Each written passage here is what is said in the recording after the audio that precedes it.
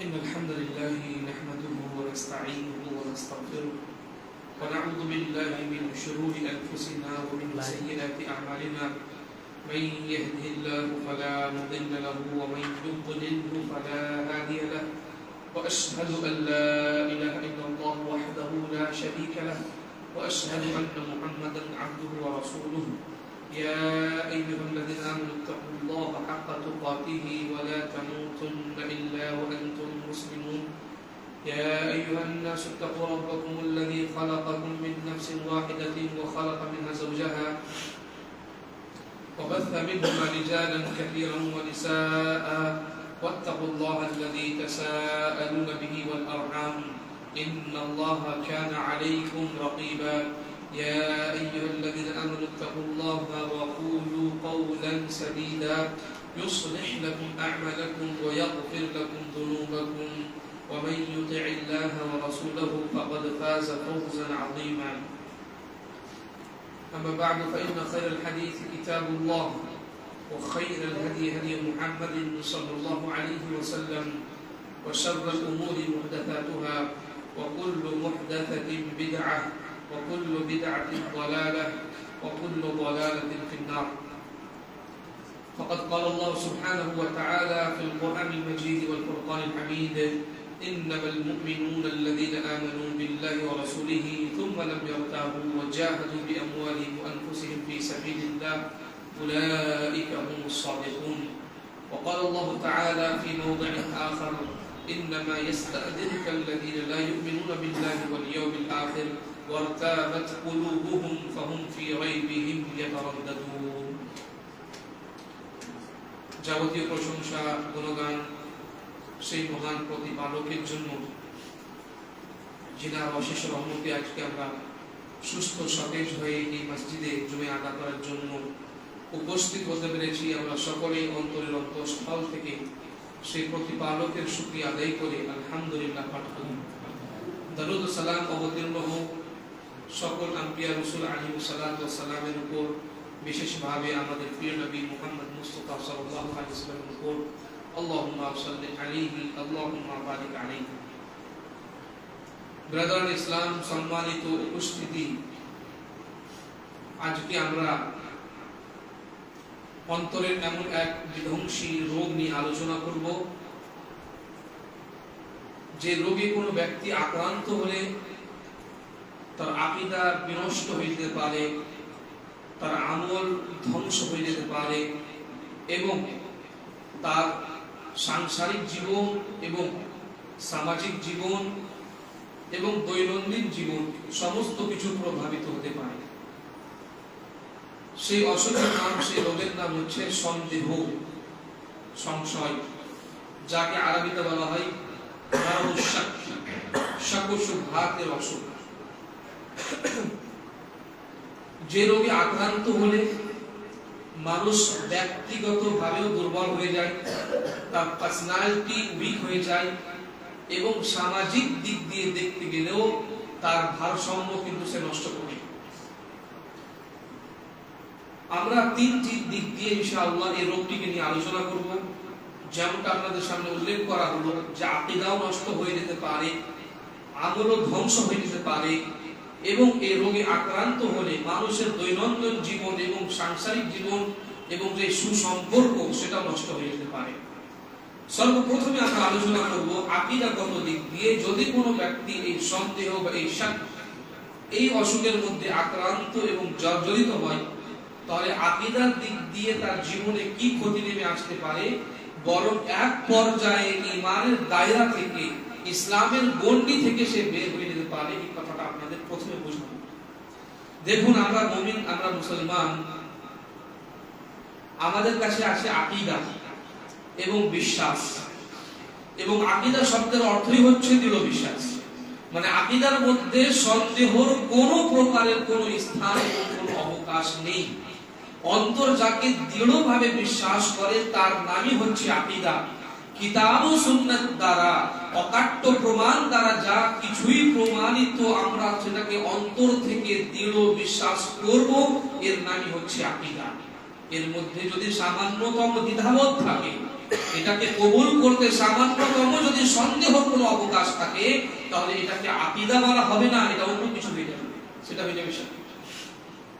বরং আরো খুলে বলতে গেলে আপনাদের বলতে হয় যে একজন ব্যক্তি যখন মুমিন হতে চায়, মুসলমান হতে চায়, তো তাকে স্বীকৃতি প্রদান করতে হয়, সাক্ষ্য দান করতে হয়। কিসের সাক্ষ্য? শাহাদাতাইন যাকে বলা হয়। প্রথমটা হচ্ছে আশহাদু আল্লা ইলাহা ইল্লাল্লাহ, আর দ্বিতীয় হচ্ছে আশহাদু আন্না মুহাম্মাদান রাসূলুল্লাহ। এই দুটি বাক্য ছাড়া, এই দুটি স্বীকৃতি ছাড়া, এই দুটি গওয়াহি ছাড়া কোন ব্যক্তি মুসলমান হতে পারে না, মুমিন হওয়া তো বহু দূরের কথা। এবং যখন কোন ব্যক্তি আশহাদু আল্লা ইলাহা ইল্লাল্লাহ বলে বা আশহাদু আন্না মুহাম্মাদুর রাসূলুল্লাহ বলে স্বীকৃতি দেয়, এর পিছনের অর্থ কি? এর পিছনের অর্থ এটাই যে আল্লাহ এবং তার রাসূল থেকে যা আমরা জানবো, আল্লাহ এবং তার রাসূলের পক্ষ থেকে যা কিছুই আমাদের জীবনে আসবে, সেই সম্পর্কে আমাদের মনে কোনো দ্বিধা থাকবে না, কোনো সন্দেহ থাকবে না, শাকের কোনো গুঞ্জাইশ থাকবে না। এই জন্য প্রথম আশহাদু আল্লা ইলাহা ইল্লাল্লাহ, লা ইলাহা ইল্লাল্লাহ কালিমা তাইয়্যিবা যখন আপনি স্বীকৃতি প্রদান করেন যে আল্লাহ ব্যতীত অন্য কোনো মাবুদে বরহাত নেই, আল্লাহ ব্যতীত অন্য কোনো সত্য উপাস্য নেই। এর পূর্বে আপনাদের সামনে আলোচনা করা হয়েছিল যে কালিমায়ে তাইয়্যিবা রয়েছে 7টি শর্ত। কয়টি শর্ত? 7টি শর্ত। বিস্তারিত আমরা আলোচনা করেছিলাম এক যুগ আগে। সেই শর্তগুলো কি কি ছিল? ইলমুন ওয়া ইয়াকিনুন ওয়া ইখলাসুন ওয়া সিদকুকা মা মাহাব্বাতিন ওয়াল কিয়াদিন ওয়াল কাবুল লাহা। একজন কবি কবিতার ছন্দে এই 7টি জিনিসকে একসাথে উল্লেখ করেন। ইলমুন ওয়া ইয়াকিনুন ওয়া ইখলাসুন ওয়া সিদকুকা মা মাহাব্বাতিন ওয়াল কিয়াদিন ওয়াল কাবুল লাহা। 7টি জিনিস কি কি? প্রথম হচ্ছে ইলমুন, জ্ঞান রাখতে হবে যে আপনি বলছেন কি। ঠোঁটস্থ করে বলে দিলাম আর লা ইলাহা ইল্লাল্লাহর মধ্যে কি রয়েছে আমি জানি না, তাহলে এই লা ইলাহা ইল্লাল্লাহ কোনো কাজে আসবে না। হিন্দুরাও লা ইলাহা ইল্লাল্লাহ পড়ে, কিন্তু এটা তাদের কোনো কাজে আসবে না। দ্বিতীয় নম্বর হচ্ছে ইয়াকিন, যেই কথা আপনাকে আমি বলতে চাইছি, দৃঢ় বিশ্বাস হবে, ইয়াকিন হবে যে লা ইলাহা ইল্লাল্লাহর মধ্যে যে অর্থ রয়েছে, এই কালিমা যে অর্থ বহন করে তার উপরে আমি পূর্ণাঙ্গরূপে বিশ্বাস করি। এটাই হচ্ছে দ্বিতীয় শর্ত। এবং তৃতীয় শর্ত হচ্ছে ইখলাস, আল্লাহকে সন্তুষ্ট করার জন্য, মানুষকে দেখার জন্য মুমিন হতে হবে না, কালিমায়ে শাহাদাত পড়লে চলবে না। তারপরে সিদকুন অর্থাৎ সততা থাকতে হবে, আপনার কথার মধ্যে, আপনার গওয়াহির মধ্যে, আপনার সাক্ষ্য প্রদানের মধ্যে থাকতে হবে সততা, মিথ্যা বলে হবে না। তাছাড়া মাহাব্বত হতে হবে, অর্থাৎ এই কালিমা এবং এই কালিমা যার জন্য আপনি পড়ছেন আল্লাহ সুবহানাহু ওয়া তাআলা, এবং এই কালিমার যে অর্থ এবং যারা এই কালিমা পড়ে মুসলমান, তাদের সাথে আপনাকে মাহাব্বত করতে হবে। এটা হচ্ছে কালিমার একটি শর্ত। তারপরে হচ্ছে ইনকিয়াদ, অর্থাৎ আপনাকে আনুগত্য করতে হবে, যার আপনি কালিমা পড়ছেন তার আপনাকে আনুগত্য করতে হবে। এবং শেষে রয়েছে আল কাবুলে লাহা, মনে প্রাণে তাকে আপনাকে গ্রহণ করতে হবে। এই 7টি শর্তের মধ্যে একটি অন্যতম, বরং দ্বিতীয় নম্বরে উল্লেখ করা হয় ইয়াকিন, যে ততক্ষণ পর্যন্ত কোনো ব্যক্তির লা ইলাহা ইল্লাল্লাহ গ্রহণযোগ্য হবে না, ততক্ষণ পর্যন্ত কোনো ব্যক্তি আল্লাহ সুবহানাহু ওয়া তাআলাকে স্পষ্ট এবং সত্য উপাস্য হিসাবে গ্রহণ করবে না, যতক্ষণ পর্যন্ত না সে অন্তর থেকে আল্লাহ সুবহানাহু ওয়া তাআলার সম্পর্কে যে ধারণা রাখতে হয় সেই ধারণা রাখবে, বিশ্বাস স্থাপন করবে। বলা বাহুল্য আমি আপনাকে বলতে চাইছি যে ঈমানের ক্ষেত্রে, আকীদার ক্ষেত্রে সর্বপ্রথম যে জিনিস সেটা হচ্ছে আপনার বিশ্বাস। বিশ্বাস আপনার থাকতে হবে। বিশ্বাসের মধ্যে যদি কোনো কমতি এবং ঘাটতি দেখা যায়, তখন কিন্তু এই আপনার শক, এই আপনার সন্দেহ, এই আপনার সংশয় আপনার আকীদাকে নষ্ট করে দিতে পারে। এবং দ্বিতীয় পার্ট হচ্ছে আশহাদু আন্না মুহাম্মাদার রাসূলুল্লাহ, যে আমি সাক্ষ্য দিচ্ছি যে মুহাম্মদ হচ্ছেন আল্লাহর রাসূল, আল্লাহর বার্তাবাহক। এর অর্থ কি? রাসূল সাল্লাল্লাহু আলাইহি ওয়াসাল্লামকে রাসূল বলে স্বীকৃতি দেওয়ার অর্থ কি? বার্তাবাহক, দ্য মেসেঞ্জার অফ গড, এই কথার স্বীকৃতি দেওয়ার অর্থ কি? উলামায়ে কেরাম বলেন 4টি বিষয়ের নাম হচ্ছে স্বীকৃতি দেওয়ার নাম। রাসূলকে রাসূল হিসেবে গ্রহণ করার পিছনে 4টি কারণ রয়েছে।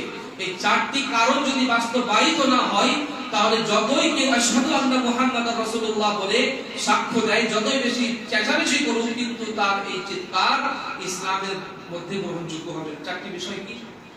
তাসদীকুহু ফীমা আখবার ওয়া তাআতুহু ফীমা আমর ওয়া ইজতিনাবুন আম্মা নাহা ওয়া যাজার।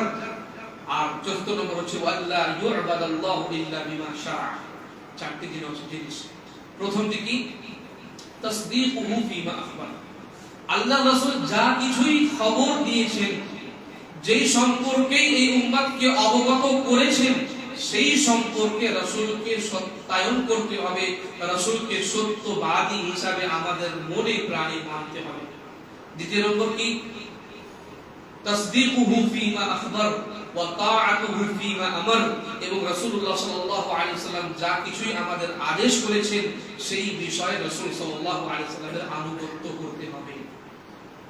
তারপরে কি করতে হবে? ওয়াজতিনাবুল আম্মা নাহা ওয়া জাজার। এবং যেই বিষয় থেকে রাসূল সাল্লাল্লাহু আলাইহি সাল্লাম বাধা দান করেছেন, বারণ করেছেন, হুঁশিয়ারি জারি করেছেন, সেই বিষয় থেকে আমাদের দূরে সরে থাকতে হবে। এটা হচ্ছে রাসূলকে রাসূল মানার অর্থ। এবং সর্বশেষে হচ্ছে ওয়াল্লা ইউবাদা আল্লাহু ইল্লা বিমা শারা, যে আল্লাহর ইবাদত সেই পন্থায়, সেই তরিকায়, সেই আদর্শেই করতে হবে যে আদর্শে রাসূল সাল্লাল্লাহু আলাইহি সাল্লাম করেছিলেন এবং আমাদের শিখিয়েছিলেন। এই চারটি বিষয় যদি কোনো ব্যক্তির মধ্যে থাকে, এই চারটি শর্ত যদি কোনো ব্যক্তি বাস্তবায়িত করতে পারে, তখন বলা হবে, তখন গণ্য করা হবে যে হ্যাঁ, এই ব্যক্তি মুহাম্মদ সাল্লাল্লাহু আলাইহি সাল্লামকে নিজের রাসূল হিসেবে গ্রহণ করেছে। এর মধ্যে সর্বপ্রথম যে বিষয়টি, সেটি হচ্ছে তাসদীকুহু ফীমা আখবার। আল্লাহ রাসূল যা কিছুই আমাদের বলেছেন, যেই সম্পর্কেই আমাদের অবহিত করেছেন, সেই সম্পর্কে আমরা রাসূল সাল্লাল্লাহু আলাইহি সাল্লামকে সত্য মানব, তার সত্যায়ন করব।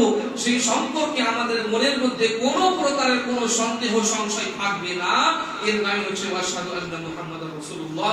এখান থেকে বোঝা গেল যে যদি আমাদের মধ্যে শাক চলে আসে, শাক এবং সন্দেহের এই অসুখ অন্তরের মধ্যে ভর করে, তাহলে আমাদের আকীদাই নষ্ট হয়ে যাবে, আমাদের আকীদাই ধ্বংস হয়ে যাবে।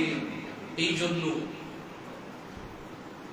রাসূলুল্লাহ সাল্লাল্লাহু আলাইহি সাল্লাম সাহাবাদের যেভাবে পরিচর্যা, পরিশিক্ষণ, প্রতিপালন করেছিলেন সেটা দেখার মতো। এবং তার পূর্বে একটি কথা আপনাদের আমি বলি, রাসূল সাল্লাল্লাহু আলাইহি সাল্লাম যে সমস্ত জিনিসের খবর আমাদের দিয়েছেন, সেটা ভবিষ্যৎ সম্পর্কে হোক বা অতীত সম্পর্কে হোক, আমাদের সন্দেহহীন ভাবে, দ্বিধাহীন ভাবে, আন্তরিকতার সাথে তা সম্পূর্ণ ভাবে বিশ্বাস করতে হবে। এবং কখনো কখনো এমন কথাও আপনি শুনবেন শরীয়ত ইসলামিয়ার মধ্যে, কখনো কখনো এমন কথাও বর্ণিত হয়, এমন কথা এবং এমন তথ্য প্রকাশিত হয় যে সঙ্গে সঙ্গে হয়তো আপনার বিবেক মানবে না, আপনার বিবেক সেটাকে গ্রহণ করবে না। কিন্তু আসল পরীক্ষা তো আপনার এখানেই হবে। আপনি রাসূল সাল্লাল্লাহু আলাইহি ওয়াসাল্লাম সম্পর্কে শুনলেন একটি হাদিস, যে রাসূল সাল্লাল্লাহু আলাইহি ওয়াসাল্লাম এরকম কথা বলেছেন, আপনার বিবেকের সাথে ম্যাচ করছে না, অনেক ক্ষেত্রে নাও করতে পারে। কেন করে না? এই জন্য যে আপনার বিবেক তো সীমিত, আপনার বুদ্ধিমত্তা, আপনার ইন্টেলিজেন্স, আপনার এই সমস্ত আল্লাহ তাআলা সীমিত পরিমাপে দিয়েছেন। কিন্তু যেই আল্লাহ রাসূল সাল্লাল্লাহু আলাইহি ওয়াসাল্লামকে রাসূল বানিয়ে পাঠিয়েছেন, তার কাছে কিন্তু জ্ঞানের কোনো লিমিট নেই, লিমিটেশন নেই। এই জন্য অনেক সময় রাসূল সাল্লাল্লাহু আলাইহি ওয়াসাল্লামের মুখ দিয়ে এমন কিছু বাণী আমরা শুনতে পাই, যে বাণী দেখতে গেলে প্রথম দিকে আপনার বিবেক সেটাকে মানবে না, মানার মতো বিষয় নয়, কিন্তু তা সত্ত্বেও আপনাকে মানতে হবে। এখানে আপনার আসল পরীক্ষা রয়েছে যে আপনি কতদূর রাসূল সাল্লাল্লাহু আলাইহি ওয়াসাল্লামের কথার উপরে বিশ্বাস করতে পারেন, দৃঢ় বিশ্বাস। এ সম্পর্কে সাহাবা কেরামদের যে প্রশিক্ষণ হয়েছিল সেটা দেখার মতো বিষয়, তারা আমাদের জন্য নমুনা। আবু হুরায়রা রাদিয়াল্লাহু তাআলা বর্ণনা করেন, রাসূল সাল্লাল্লাহু আলাইহি ওয়াসাল্লাম ফজরের নামাজ পড়ালেন, সাল্লা রাসূলুল্লাহ সাল্লাল্লাহু আলাইহি ওয়াসাল্লাম সালাত সুবহি। তারপরে রাসূল সাল্লাল্লাহু আলাইহি ওয়াসাল্লাম আমাদের দিকে মুখ ফিরিয়ে ঘটনা বর্ণনা করলেন, এবং রাসূল সাল্লাল্লাহু আলাইহি ওয়াসাল্লাম মাঝে মাঝে এরকম করতেন ফজরের নামাজের পর। রাসূল সাল্লাল্লাহু আলাইহি ওয়াসাল্লাম সহিহ বুখারীর মধ্যে হাদিসটি বর্ণিত, শুনুন। রাসূল সাল্লাল্লাহু আলাইহি ওয়াসাল্লাম সাহাবাদেরকে সম্বোধন করে বলছেন যে এক ব্যক্তি ছিল, সে নিজের গরুকে হাঁকিয়ে নিয়ে যাচ্ছিল, তারপরে সে গরুর পিঠের উপরে চড়ে বসে এবং তাকে প্রহার করতে আরম্ভ করে। তখন গরু তাকে বলে ইন্না লাম নুখলাক লিহাযা ইন্নামা খুলিকনা লিল-খালফি, যে আমাদেরকে আল্লাহ তাআলা এই বাহনের জন্য সৃষ্টি করেননি যে তুমি আমার পিঠে চড়ে বসেছো, আল্লাহ তাআলা তো আমাদের চাষবাস করার জন্য আল্লাহ তাআলা সৃষ্টি করেছেন। সাহাবাদের আমরা এই ঘটনা শুনে কি বলে উঠলেন, যেটা আপনাদের মনের মধ্যে আসছে সেই উত্তর শুনাই, সুবহানাল্লাহ বাকারাতুন তাকাল্লাম। সুবহানাল্লাহ, আল্লাহ রাসূল আপনি বলছেন যে গরু কথা বলছিল। রাসূল সাল্লাল্লাহু আলাইহি ওয়াসাল্লাম উত্তর কি ছিল? ফাইন্নী উমিনু বিহাযা ওয়া আবু বকর ওয়া উমর, আমি এই কথার উপর ঈমান রাখি এবং আবু বকর এবং উমরও এই কথার উপর ঈমান রাখে। ইন্টারেস্টিং ব্যাপার কি জানেন, হাদিসের মধ্যে বর্ণিত হয়েছে ওয়ামা হুমা থাম্মা, অর্থাৎ আবু বকর এবং উমর তখন কিন্তু ওই মজলিসে উপস্থিত ছিলেন না। কিন্তু আল্লাহ রাসূল কি বলছেন যে আমিও এই কথার উপরে বিশ্বাস করি এবং আবু বকরও করে এবং উমরও করে। কি বোঝা গেল যে আমি যখন কথাটা বললাম তার মানে এটা আল্লাহর ওহী। এই জন্য যে রাসূল সাল্লাল্লাহু আলাইহি সাল্লাম সম্পর্কে আমাদের বিশ্বাস থাকা দরকার যে রাসূল সাল্লাল্লাহু আলাইহি সাল্লামের মুখ দিয়ে যেই কথাই বের হতো সেই সম্পর্কে ওয়ামা ইয়ানতিকু আনিল হাওয়া, রাসূল সাল্লাল্লাহু আলাইহি সাল্লাম নিজের মনের কথা বলতেন না, ইন হুয়া ইল্লা ওয়াহয়ু ইউহা, ওহী বলে আল্লাহ রাসূল সাল্লাল্লাহু আলাইহি সাল্লাম এরকম কথা বলতেন। এইজন্য রাসূল সাল্লাল্লাহু আলাইহি সাল্লাম বলেন যে আমি তো বিশ্বাস করি এই কথার উপরে, শুধু আমি নয় আবু বকর এবং উমর এই কথার উপরে বিশ্বাস করে। ওরা দুজন নেই তবু আল্লাহ রাসূল কেন বললেন এই কথা?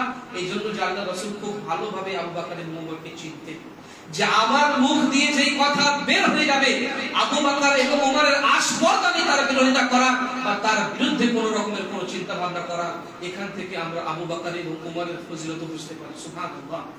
তারপরে রাসূল সাল্লাল্লাহু আলাইহি ওয়াসাল্লাম বললেন একই হাদিসের মধ্যে যে একজন ব্যক্তি নিজের ছাগল চড়াচ্ছিল, ছাগলের পাল, তারপরে একটি নেকড়ে বাঘ হঠাৎ করে হামলা করে এবং সেখান থেকে একটি ছাগলকে উঠিয়ে নিয়ে দৌড়িয়ে চলে যায় এবং সে রাখাল দেখতে পেয়ে, সে ব্যক্তি দেখতে পেয়ে তার পিছনে ধাওয়া করে, ছোটাছুটি করে এবং অনেক কষ্ট করে সেই ছাগলকে তার মুখ থেকে বাঁচিয়ে সুরক্ষিতভাবে নিয়ে আসে, ফেরত নিয়ে আসে। যখন সে ফেরত নিয়ে আসছিল তখন নেকড়ে ব্যক্তি কথা বলতে আরম্ভ করলো তার সাথে যে হে রাখাল, আজকে তো তুমি তাকে আমার কাছ থেকে বাঁচিয়ে নিলে, কালকে যখন অন্যান্য হিংস্র প্রাণীরা তোমার ছাগলের পালার উপরে আক্রমণ করবে আর যেদিন আমি ব্যতীত এই ছাগলগুলোর অন্য কোন রাখাল হবে না, সেদিন কে বাঁচাবে তোমার বুদ্ধিকে, তোমার ছাগল?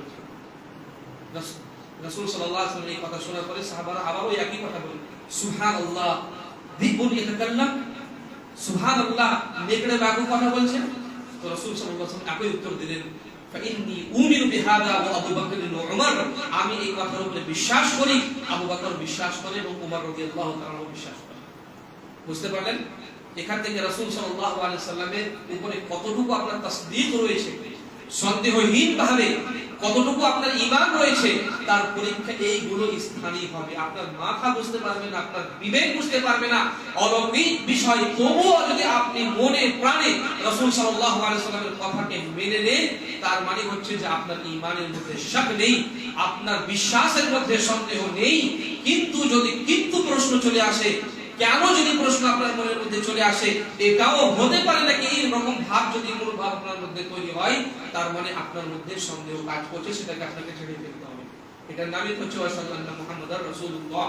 এই সম্পর্কে আবু বকর রাদিয়াল্লাহু তাআলা আনহু ওনার দৃষ্টান্তমূলক একটি ঘটনা রয়েছে। রাসূল সাল্লাল্লাহু আলাইহি ওয়াসাল্লামের জীবনী সম্পর্কে যারা লিখেছেন, লেখালেখি করেছেন, তারা এই ঘটনাটি উল্লেখ করে থাকেন যে রাসূল সাল্লাল্লাহু আলাইহি ওয়াসাল্লামের যখন মেরাজ হয়েছিল, ইসরা এবং মেরাজ হয়েছিল, এবং ইসরা এবং মিরাজ কখন হয়েছিল সেটা নিয়ে দ্বিমত থাকলেও বলা হয় তাকে হিজরত করার 1 বছর পূর্বে বা 5 বছর পূর্বে এই ঘটনাটি সংঘটিত হয়েছিল। ইসরা এবং মিরাজ হয়েছিল। আগে ইসরা এবং মিরাজটা বুঝে নিই। ইসরা বলা হয় যে রাতের সময়, রাতের কিছু অংশের মধ্যে এটা হয়েছিল। রাত্রে আসরা ইসরার অর্থ হচ্ছে রাতে কোথা থেকে কোথাও কাউকে নিয়ে যাওয়া। আল্লাহ সুবহানাহু ওয়া তাআলা রাতের এক অংশের মধ্যে মসজিদে হারাম থেকে মসজিদ আকসা, যেটা ফিলিস্তিনের মধ্যে রয়েছে, রাসূলকে নিয়ে গেলেন এবং এটাকে বলা হয় ইসরা, রাতে নিয়ে গেলেন। এবং ওই মসজিদে আকসা থেকে যে ঘটনা ঘটেছিল, সমস্ত আম্বিয়ারা আল্লাহ রাসূলের ইমামতিতে নামাজ পড়েছিলেন এবং ওখান থেকে যে রাসূল সাল্লাল্লাহু আলাইহি ওয়াসাল্লামকে সপ্তম আকাশের দিকে নিয়ে যাওয়া হলো এবং রাসূল সাল্লাল্লাহু আলাইহি ওয়াসাল্লাম জান্নাত, দোজখ এই সমস্ত পরিদর্শন করলেন, বিভিন্ন আসমানে বিভিন্ন নবীদের সাথে যে সাক্ষাৎ হলো, তারপর যে ফিরে আসলেন, এটাকে বলা হয় মিরাজ। আরাজ মানে হচ্ছে চড়া। তো যেই রাত্রে ইসরা এবং মিরাজ হয়েছিল, আমরা জানি সেটা ছিল রাত্রের কিছু সামান্য অংশ। যখন ইসরা এবং মিরাজের ঘটনা ঘটে এবং রাসূল সাল্লাল্লাহু আলাইহি ওয়াসাল্লাম যখন জান্নাত এবং জাহান্নামের পরিদর্শন করে আল্লাহর সাথে কথা বলে এবং উপহার হিসাবে নামাজ নিয়ে আসেন দুনিয়ার বুকে, এবং যখন রাসূলুল্লাহ সাল্লাল্লাহু আলাইহি ওয়াসাল্লাম মানুষের সামনে এই ঘটনাটা উল্লেখ করেন, তখন কিন্তু এটা একটা অনেক বড় ফিতনা ছিল, অনেক বড় ফিতনা ছিল। আল্লাহ তাআলা নিজে স্বীকার করেছেন কোরআনের মধ্যে, ওয়ামা জাআলনা রুইয়া আল্লাতী আরাইনাকা ইল্লা ফিতনাতাল লিন-নাস, যে যেই স্বপ্ন, যেই জিনিস আপনাকে আমি দেখিয়েছিলাম, সেই জিনিসটিকে আমি মানুষের জন্য ফিতনা এবং আজমাইশ এবং পরীক্ষার একটি কারণ বানিয়েছিলাম। আরে মসজিদে হারাম থেকে মসজিদে আকসা পর্যন্ত যাওয়ার জন্য দ্রুতগামী বাহন যে ওই যুগে ছিল তাতে আসতে যেতে 1 মাসের বেশি সময় লাগতো। মুহাম্মদ সাল্লাল্লাহু আলাইহি ওয়াসাল্লাম দাবি করলেন যে রাতের কিছু অংশের মধ্যে আমি এখান থেকে ওখানে গেলাম, ওখানে নবীদেরকে নামাজ পড়ালাম, সেখান থেকে সপ্তম আকাশের ভ্রমণ করলাম, জান্নাত দেখলাম, জাহান্নাম দেখলাম, বিভিন্ন নবীর সাথে সাক্ষাৎ করলাম, আবার রাতের মধ্যে ফিরে আসলাম। কে মানবে? এটা মানার মতো কথা হলো নাকি? এই কথা যখন আবু জাহেলের কানে গেল, ও তো অত্যন্ত আনন্দিত, যাক একটা সুযোগ পাওয়া গেছে। এখন পর্যন্ত মুহাম্মদ সাল্লাল্লাহু আলাইহি ওয়াসাল্লামকে মাজনুন, পাগল বলে আমরা মানুষের মধ্যে প্রচার করছিলাম, কিন্তু মানুষ মানছিল না। যাক আজকে একটা মনের মতন তথ্য পাওয়া গেছে। এই মুহাম্মদ বলে নাকি রাতের এক অংশের মধ্যে মসজিদে হারাম থেকে মসজিদে আকসা গিয়েছে, আর মসজিদে আকসা থেকে সপ্তম আকাশের ভ্রমণ করে আবার চলে এসেছে। একদম সোজা গেল তার কাছে, আবু বকর কাছে। কেন? সর্বপ্রথমে ঈমান এনেছে। আবু বকরকে জিজ্ঞাসা করলো যে আচ্ছা আবু বকর বলো, কোন ব্যক্তি যদি বলে যে রাতের এক অংশে আমি মসজিদে হারাম থেকে মসজিদে আকসা গেলাম এবং মসজিদে আকসা থেকে সপ্তম আকাশের ভ্রমণ করলাম, আবার একই রাতের মধ্যে ফিরে আসলাম, মানবে তুমি? তো আবু বকর কি বলেছিলেন যে না, কখনো না, এটা সম্ভবই না, সে তো পাগল। তখন আবু জাহেল সুযোগ বুঝে কি বললো যে তোমাদের এই সাথী মুহাম্মাদই এই কথা বলছে। তখন আবু বকর ঈমান আনলেন। এটাকে বলা তাসদীক। আবু বকর বললেন যদি মুহাম্মদ সাল্লাল্লাহু আলাইহি ওয়াসাল্লাম বলে থাকেন তাহলে এটা সত্য। সুবহানাল্লাহ, এর নামই হচ্ছে ঈমান, এর নামই হচ্ছে তাসদীক। তার মানে আকীদা এবং বিশ্বাসের ক্ষেত্রে কোরআন এবং হাদিসের মধ্যে অকাট্য প্রমাণ দ্বারা যা প্রমাণিত হয়ে যাবে সেখানে বিবেক নয়, সেখানে আপনাকে মন দিয়ে মানতে হবে। এই জন্য যে আল্লাহ এবং তার রাসূল সাল্লাল্লাহু আলাইহি ওয়াসাল্লাম কখনো আমাদের অসত্য কিছু বলেননি, সত্য আমাদের মানতে হবে। সে সম্পর্কে আমাদের যাতে কোনো প্রকারের কোনো সন্দেহ এবং সংশয় না থাকে, এটা আমাদের লক্ষ্য করতে হবে। এই জন্য এই ঘটনার পরে আবু বকরকে সিদ্দিকের খেতাব দেওয়া হয়। আবু বকরকে যে বলে আবু বকর as-সিদ্দিক, সিদ্দিক মানে মহাসত্যবাদী। কেন মহাসত্যবাদী বলা হয়? এই ঘটনার পরে বলা হয় যে আবু বকরকে সিদ্দিকের খেতাব দেওয়া হয়, সিদ্দিকের লকব দেওয়া হয়। এরকম সিদ্দিক যদি আপনিও হতে পারেন তাহলে আপনার জন্য আল্লাহ সুবহানাহু ওয়া তাআলা মহা পুরস্কারের আয়োজন করে রেখেছেন। যেমনটা আল্লাহ সুবহানাহু ওয়া তাআলা বলেন উলাইকাল্লাযীনা আনআল্লাহু আলাইহিম মিনান নাবিয়্যিনা ওয়াস সিদ্দিকিনা ওয়াশ শুহাদা'i ওয়াস সালিহিন। যে আল্লাহ তাআলা যাদের উপরে পুরস্কার করেছেন, যারা পুরস্কৃত হয়েছে আল্লাহর পক্ষ থেকে, তারা হচ্ছে আম্বিয়া, সিদ্দিকিন, শুহাদা এবং সালিহিন। নবীগণ, সিদ্দিকগণ, শহীদগণ এবং যারা সালেহ এবং নেককার লোক, আল্লাহ ভীরু মানুষ যারা, তারা আল্লাহ সুবহানাহু ওয়া তাআলা পুরস্কারের অধিকারী হয়েছে। লক্ষ্য করার বিষয় হচ্ছে যে নবীদের জাস্ট পরে যারা কথা উল্লেখ করা হলো তারা হচ্ছে সিদ্দিকিন, এবং সিদ্দিকের পরে শহীদদের দরজা আল্লাহ তাআলা রেখেছেন। এখান থেকে আপনি বুঝতে পারেন কোন ব্যক্তির অন্তরের মধ্যে যদি এরকম ভাবে সাদাকাত কাজ করে, সততা কাজ করে, একদম তার মনের মধ্যে যে ঈমান এবং বিশ্বাস রয়েছে তার মধ্যে সন্দেহের কোন প্রকারের কোন অংশ নেই, তাহলে সেই ব্যক্তিও সিদ্দিক হবে। আর সিদ্দিকদের ইসলাম আল্লাহ সুবহানাহু ওয়া তাআলা যারা আল্লাহর রাস্তায় সংগ্রাম করে মারা গিয়েছেন, শহীদ হয়েছেন, তাদের থেকেও বেশি দেবেন, নবীদের পরে পরে তাদের মর্যাদা দেবেন। এই জন্য আমাদের চেষ্টা করতে হবে যাতে আমাদের ঈমান এই সন্দেহ এবং সংশয় মুক্ত হয়। আল্লাহ সুবহানাহু ওয়া তাআলা আমাদের তৌফিক দান করুন। তারপরে এটা হলো আকীদার মধ্যে সন্দেহ।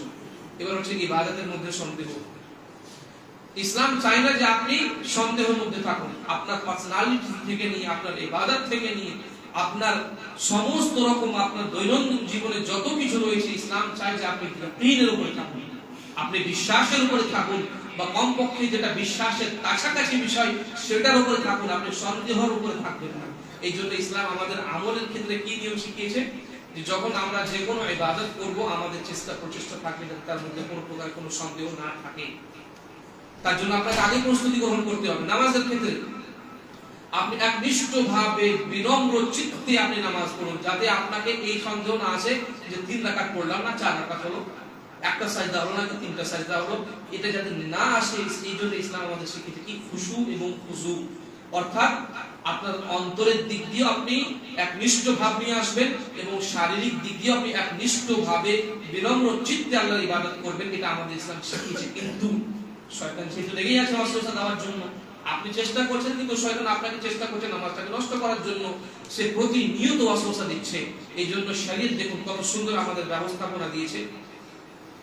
আপনি সন্দেহের মধ্যে রয়েছেন যে 4 রাকাত হলো না 3 রাকাত, সন্দেহের মধ্যে পড়ে গেলেন।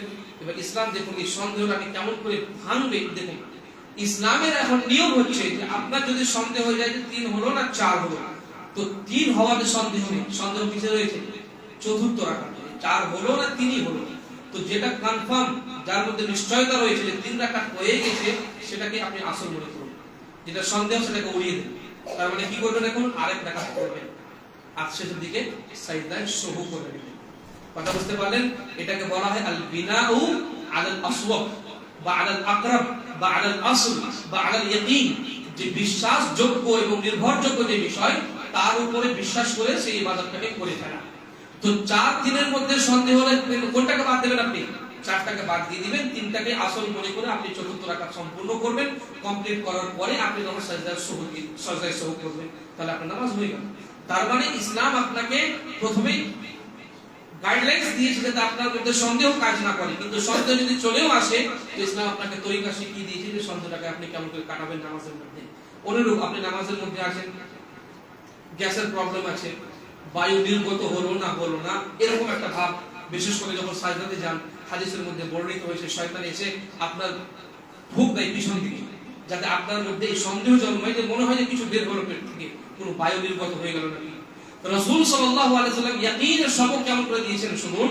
রাসূল সাল্লাল্লাহু আলাইহি সাল্লাম বলেন, ইদা ওয়াজাদা আহাদুকুম ফি বাতনিহি শাইআ ফালা ইয়াখরুজান্না মিনাল মাসজিদি হাত্তা ইয়াসমা'a সাওতান আও ইয়াজিদা রিহা।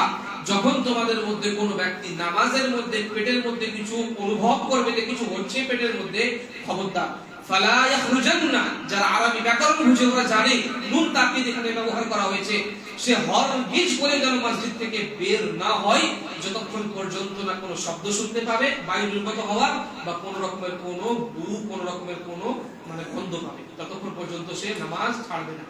মানে যতক্ষণ পর্যন্ত 100 কনফার্ম হচ্ছে না ও যে না আসলেই পেট দিয়ে কিছু বেরিয়ে গেছে, আমার বায়ু নির্গত হয়েছে, ততক্ষণ পর্যন্ত সে নিজের সাথে, নিজের নফসের সাথে, নিজের শয়তানের সাথে সে সংগ্রাম করবে, যুদ্ধ চালাবে যে না আমার কিছুই হয়নি, আমি পবিত্রতার মধ্যে রয়েছি। একই বিষয় হচ্ছে ওজুর ক্ষেত্রে। অনেক মানুষকে দেখবেন ওযু করে 3 বার ধুয়ে নিয়েছে, আবার ওর মধ্যে সন্দেহ আসে, এই মনে হয় এই জায়গাটা এখনো ভিজে, আবার হাত ধোয় 3 বার 4 বার 5 বার, তাও মনে হয় যে হয়তো কোথাও চুল পরিমাণ শুষ্ক আছে। এটা হচ্ছে ওয়াসওয়াসা, এটা হচ্ছে সন্দেহ শয়তানের পক্ষ থেকে। ইসলাম কঠোরভাবে আপনাকে বারণ করেছে যে একবার শয়তানকে যদি আপনি সুযোগ দেন, সারাটা জীবন আপনার ওয়াসওয়াসার মধ্যে চলে যাবে। এইজন্য আপনি মনকে বলবেন, নিজেকে বলবেন যে না আমার ওযু হয়ে গেছে, ওখান থেকে উঠে যান। পেছাব করে বের হলেন, মনে হচ্ছে যে 1-2 ফোঁটা মনে হয় বের হচ্ছে, শয়তান আপনার মনের মধ্যে কথা দিবেই, আপনাকে সন্দেহের মধ্যে ফেলবেই। পেছাব করে যখনই উঠবেন মনে হবে 1-2 ফোঁটা মনে হয় বেরিয়ে গেছে, বাদ দেন, ভাবতেই হবে না, আপনি মনে করেন যে বেরিয়ে গেছে। আপনার জন্য ইসলাম এটাও বলেছে যে যদি দরকার পড়ে তো একটু পানি নিয়ে নিজের লজ্জাস্থানে মেরে দাও, ছিটিয়ে দাও, যাতে মনে হয় ওটা পানি হয়েছে।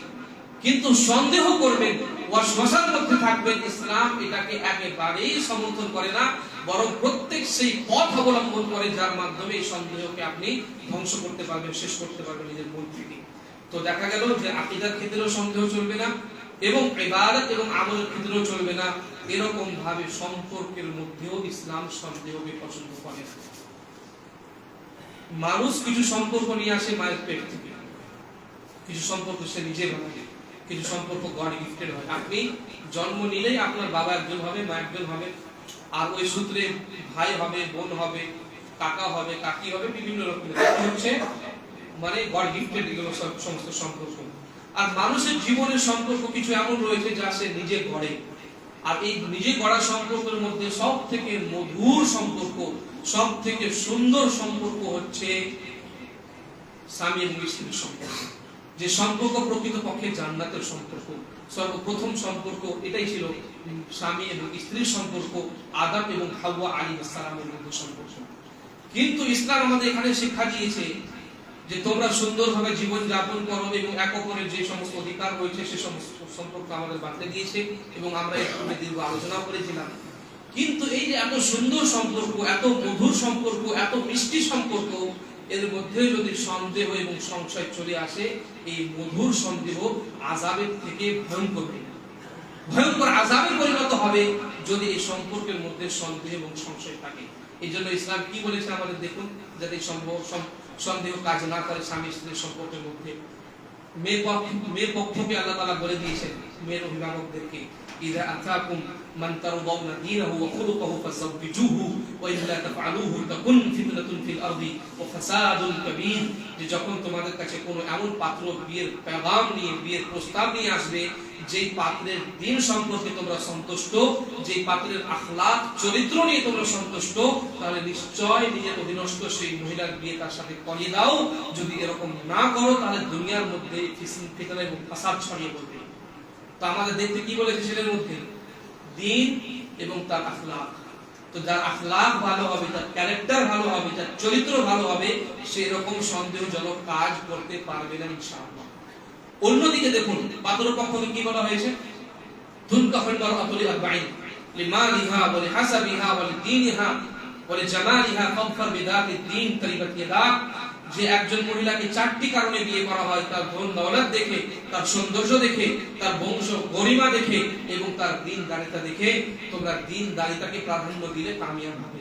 তো দ্বীনদার যখন মেয়েকে নিয়ে আসবেন তখন সন্দেহ থাকবে? আর কোনো সন্দেহ থাকবে না। এবার যখন আপনার সংসার শুরু হবে, স্বামী স্ত্রীর সংসার, তখন আর সন্দেহ করবেন না। এরকম ভাবে আপনি চলুন।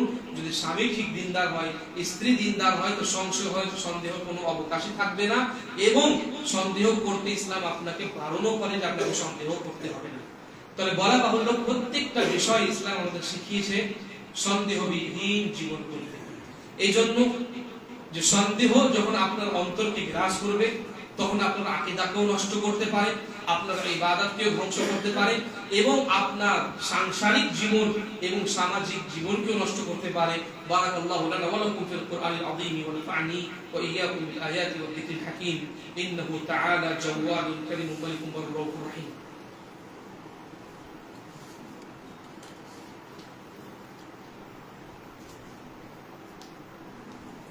আলহামদুলিল্লাহ ওয়া সালাতু ওয়াস সালামু আলা রাসূলিল্লাহ ওয়া আলা আলিহি ওয়া সাহবিহি ওয়া মান ওয়ালা, আম্মা বা'দ। দুনিয়ার ক্ষেত্রে চলাফেরা, উঠা বসার ক্ষেত্রে, দৈনন্দিন জীবনে যে সমস্ত বিধান রয়েছে, সেই ক্ষেত্রেও যাতে আমাদের মধ্যে কোনো প্রকারের কোনো সন্দেহ কাজ না করে, এই সম্পর্কে রাসূল সাল্লাল্লাহু আলাইহি ওয়াসাল্লামের সুস্পষ্ট নির্দেশনা আমাদের জন্য ছাড়া আছে। যেমনটা আমরা দেখতে পাই, রাসূলুল্লাহ সাল্লাল্লাহু আলাইহি ওয়াসাল্লাম মসজিদে ছিলেন, ইতিকাফে ছিলেন।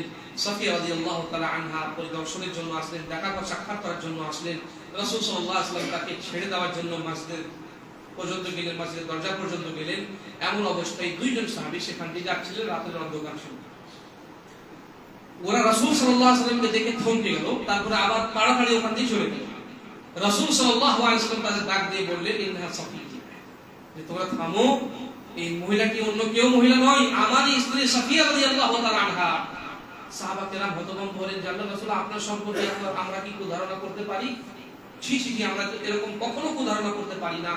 রাসূল সাল্লাল্লাহু আলাইহি ওয়াসাল্লাম বললেন, ইন্নাশ শাইতানা ইয়াজরি মিনাল ইনসানি মাজরাত দাম। আমি চাই যে তোমাদের অন্তরে আমার সম্পর্কে যাতে কোনো প্রকারের কোনো কুধারণা জন্মাবার শয়তান কোনো চান্স না পায়। এই জন্য যে শয়তান তো মানুষের রগে রগে দৌড়ায়, যেরকম ভাবে রক্ত দৌড়ায়।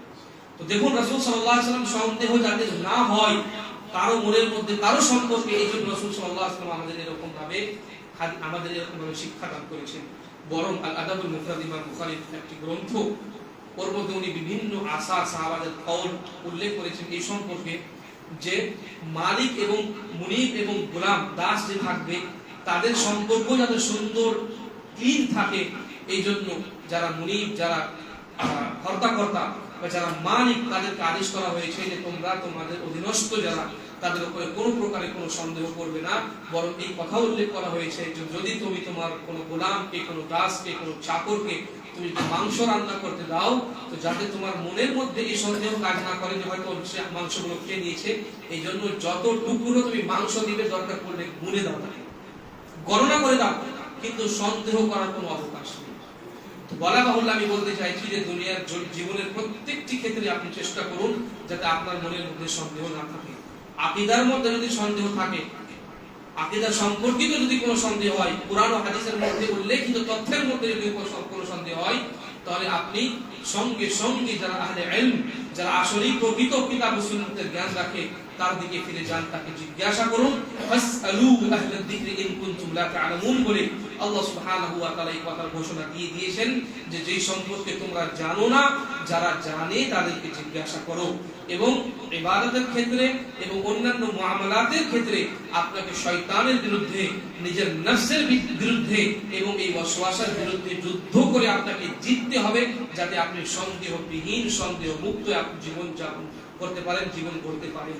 এবং আল্লাহ সুবহানাহু ওয়া তাআলার কাছে বেশি বেশি দোয়া করতে হবে যে আল্লাহ তুমি আমাদের তৌফিক দান করো, যাতে শয়তানের ওয়াসওয়াসা থেকে এবং শয়তানের পক্ষ থেকে অন্তরের মধ্যে যে সন্দেহ আসে সেখান থেকে আমি সুরক্ষিত জীবন যাপন করতে পারি।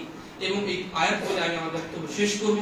মুমিনদের সম্পর্কে আল্লাহ সুবহানাহু ওয়া তাআলা বলেন, ইন্নামাল মুমিনুনা আল্লাযীনা আমানু বিল্লাহি ওয়া রাসূলিহি থুম্মা লাম ইয়ারতাবু ওয়া জাহাদু বিআমওয়ালিহিম ওয়া আনফুসিহিম ফি সাবিলিল্লাহি উলাইকা হুমুস সাদিকুন। যে মুমিন তো প্রকৃতপক্ষে তারাই যারা আল্লাহ এবং তার রাসূলের উপরে ঈমান আনয়ন করে এবং তারপরে কোনো প্রকারের কোনো সন্দেহ পোষণ করে না। এটাই হচ্ছে আসল। থুম্মা লাম ইয়ারতাবু, তারা কোনো প্রকারের কোনো সন্দেহ পোষণ করে না। ওয়া জাহাদু বিআমওয়ালিহিম ওয়া আনফুসিহিম ফি সাবিলিল্লাহ, এবং নিজের মাল দিয়ে, নিজের জান দিয়ে যারা আল্লাহর পথে প্রচেষ্টা করে, সংগ্রাম করে, উলাইকা হুমুস সাদিকুন, তারাই তো হচ্ছে সত্যনিষ্ঠ। তো আমাদেরও চেষ্টা করতে হবে যাতে আমাদের ঈমান এবং আমাদের আমল, আমাদের আকীদা এই সমস্ত কিছু সন্দেহ সংশয় মুক্ত হয়। অবশেষে আল্লাহ সুবহানাহু ওয়া তাআলার কাছে দোয়া করি, আল্লাহ তুমি আমাদের তৌফিক দান করো, আমাদের অন্তরকে পরিষ্কার এবং পরিচ্ছন্ন রাখো। আমিন। ওয়া আখিরু দাওয়ানা আলহামদুলিল্লাহি রাব্বিল আলামিন।